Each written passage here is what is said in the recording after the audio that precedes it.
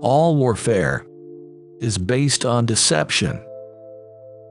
The supreme art of war is to subdue the enemy without fighting.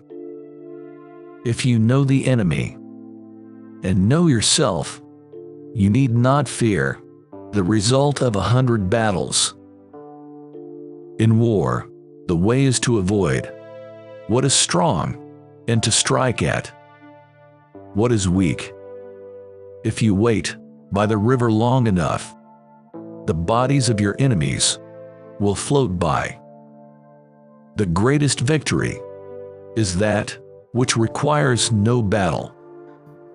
Victorious warriors win first and then go to war, while defeated warriors go to war first and then seek to win. The wise warrior avoids the battle. If your enemy is secure at all points, be prepared for him. If he is in superior strength, evade him. He who is prudent and lies in wait for an enemy who is not will be victorious.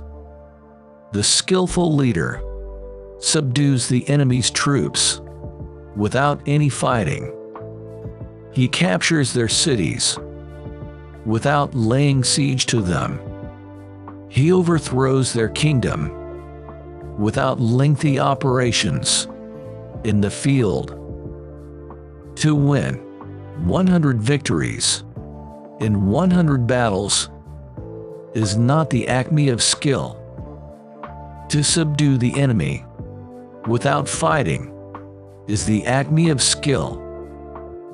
Let your plans be dark and impenetrable as night, and when you move, fall like a thunderbolt. Opportunities multiply as they are seized.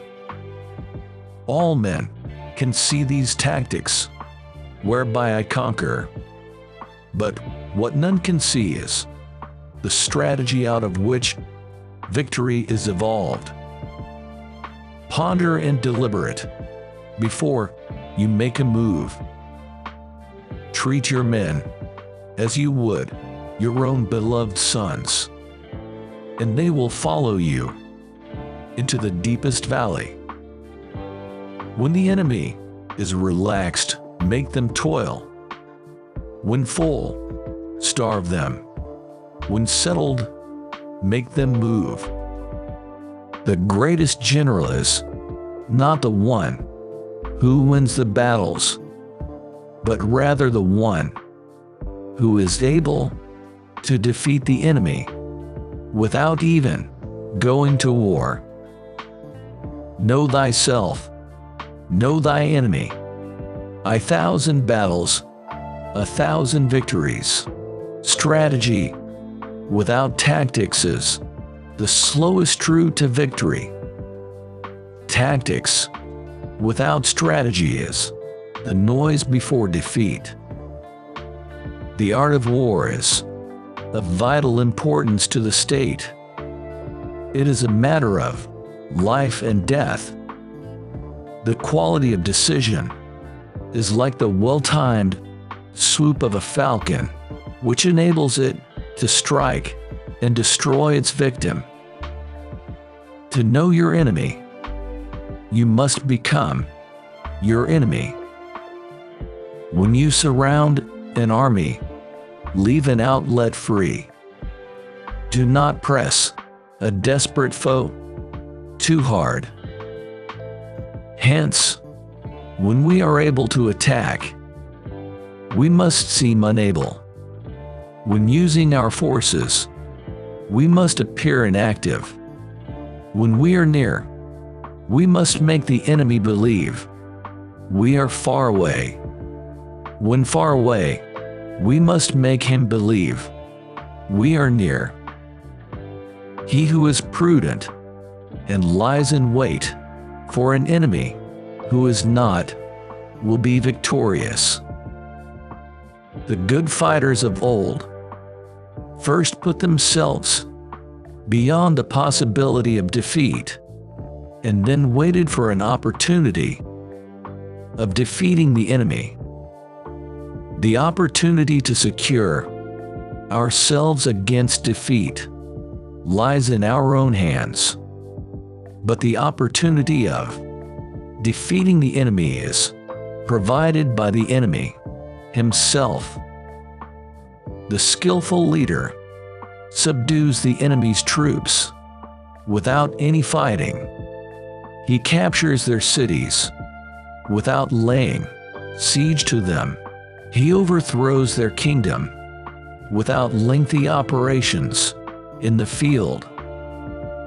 Be extremely subtle, even to the point of formlessness. Be extremely mysterious, even to the point of soundlessness. Thereby you can be the director of the opponent's fate. When strong, avoid them. If of high morale, depress them. Seem humble, to fill them with conceit. If at ease, exhaust them. If united, separate them.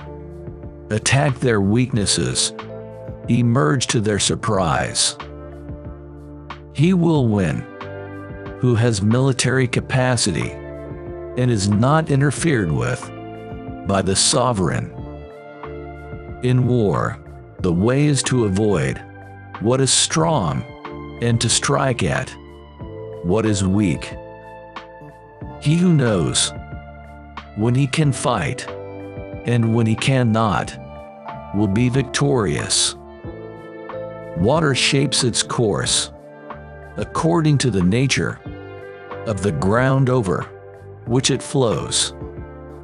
The soldier works out his victory in relation to the foe whom he is facing.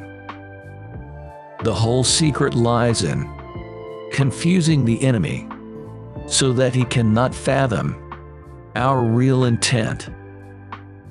There is no instance of a nation benefiting from prolonged warfare.